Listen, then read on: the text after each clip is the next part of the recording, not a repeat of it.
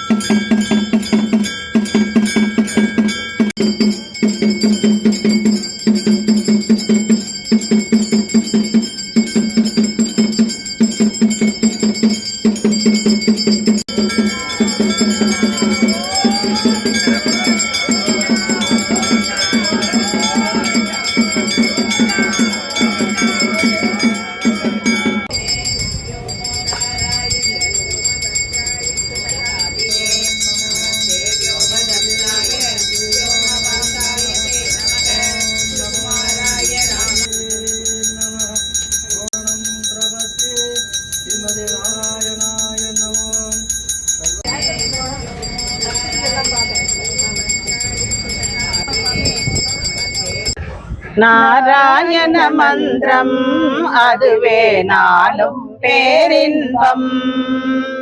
நாராயண மந்திரம் அதுவே நாளும் பேரின்பம். உடலினை வருத்தி மூச்சினை அடக்கும் தவத்தால் பயனில்லை. உடலினை வருத்தி மூச்சினை அடக்கும் தவத்தால் பயனில்லை. உயிர்களை வதைத்து ஓமங்கள் வளர்க்கும் யாகங்கள் தேவையில்லை. உயிர்களை வதைத்து ஹோமங்கள் வளர்க்கும் யாகங்கள் தேவையில்லை. மாதவா மதுசூதனா என்றால் மனதில் பயமும் இல்லை. மாதவா மதுசூதனா என்றால் மனதில் பயமும் இல்லை. நாராயண மந்திரம் அதுவே நாளும் பேரின்பம். ஆதியும் அந்தமும் நாராயணனே, அன்னையும் தந்தையும் நாராயணனே. ஆதியும் அந்தமும் நாராயணனே, அன்னையும் தந்தையும் நாராயணனே. பக்தியும் முக்தியும் நாராயணனே, பகலும் இரவும் நாராயணனே. பக்தியும் முக்தியும் நாராயணனே, பகலும் இரவும் நாராயணனே.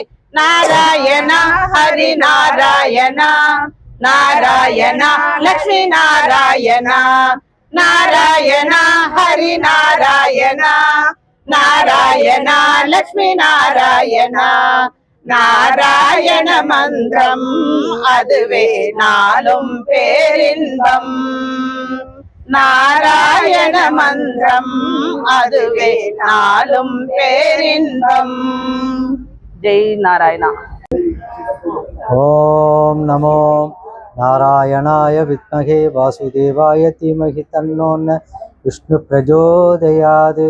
லக்ஷ்மி நரசிம்மாய நாராயணாய கோவிந்தாய நமோ நமோ நமோஸ்துதே. பக்த கொடிகளே, இன்று பகவான் ஸ்ரீ லக்ஷ்மி நரசிம்மர் அவதாரம் செய்த சுவாதி நட்சத்திரம். சுவாதி நட்சத்திரம் என்பது என்ன? சுவாதி நட்சத்திரத்தின் சிறப்புகள் என்ன? முதலிலே நாம் பக்தர்கள் அறிந்து கொள்ள வேண்டும். அதாவது சுவாதி நட்சத்திலே பிறந்தவர்கள் நிச்சயமாக தர்மவான், தர்மத்தை காப்பவர்களாக இருப்பார்கள். ஏனென்றால் பகவான் இந்த நட்சத்திரத்தை ஏன் அவர் சரியாக பயன்படுத்தினார், இந்த நட்சத்திரத்தை ஏன் தேர்ந்தெடுத்தார் என்பதை நாம் அறிந்து கொள்ள வேண்டும். ஏனென்றால் ஒரு மாபெரும் அதர்மத்தை அழித்து தர்மத்தை காக்க வேண்டும் என்றால் அதற்கு ஒரு சிறந்த நட்சத்திரத்திலே அவர் அவதாரம் செய்ய வேண்டும். அதனால் இந்த சுவாதி நட்சத்திரத்தை பகவான் நரசிம்ம அவதாரம் எடுப்பதற்காக தேர்ந்தெடுத்தார். மகாவிஷ்ணுவின் அவதாரத்திலே முதன்மையான அவதாரம். அதாவது ஒரு நொடி பொழுதிலே அவர் அவதாரம் செய்ததால் தூணில் இருந்து அவர் சிம்மமாக, மானிடனாக, இருவித மானிடனும் இல்லாமல் மிருகமும் இல்லாமல் முழுமையாக இல்லாமல் இரண்டும் கலந்தது போல மிக அற்புதமான இந்த நரசிம்ம அவதாரத்தை தர்மத்தை காப்பதற்காகவும் அதர்மத்தை அழிப்பதற்காகவும் இந்த அவதாரத்தை மேற்கொண்டார். அதற்காக அவரை தேர்ந்தெடுத்த நட்சத்திரம் சுவாதி நட்சத்திரம். சுவாதி நட்சத்திரத்திலே பிறந்தவர்கள் நிச்சயமாக தர்மவானாக, தர்மத்தை காப்பவனாக, தர்மத்தை கடைப்பிடிப்பவனாக இருப்பார்கள் என்பது ஐதீகம், அதுவே சாஸ்திரம். அதுபோல இன்று இந்த ஆனி மாதம் சுவாதி நட்சத்திரத்திலே பகவான் அவதாரம் செய்த இந்த நட்சத்திரத்திலே நாம் ஒவ்வொரு மாதமும் நம்மளுடைய சன்னதியிலே பகவானுடைய நரசிம்மருடைய ஜெயந்தியாக தான் கொண்டாடி கொண்டிருக்கின்றோம். ஏனென்றால் பகவான் அந்த சுவாதி நட்சத்திரத்திலே அவர் அவதாரம் செய்ததால் ஒவ்வொரு மாதமும் வருகின்ற நட்சத்திரம் ஆனது அவருடைய ஜெயந்தியாகவே நாம் பாவிக்க வேண்டும். அவருடைய ஆசியை நாம் பெற வேண்டும். அவருக்கு ஓமங்கள் செய்ய வேண்டும். அந்த ஓமத்திலே பகவான் நமக்கு காட்சியளிப்பார். அந்த ஓமத்தின் மூலமாக பகவான் பக்த கொடிகளுக்கு நிச்சயமாக அருள் பாலிப்பார் என்பது எந்த ஐயமும் இல்லை. ஆதலால் இந்த சுவாதி நட்சத்திரத்திலே வந்து பகவானை சேவித்தால் நிச்சயமாக நம்மளுடைய சங்கடங்கள் அனைத்தும் தீரும்.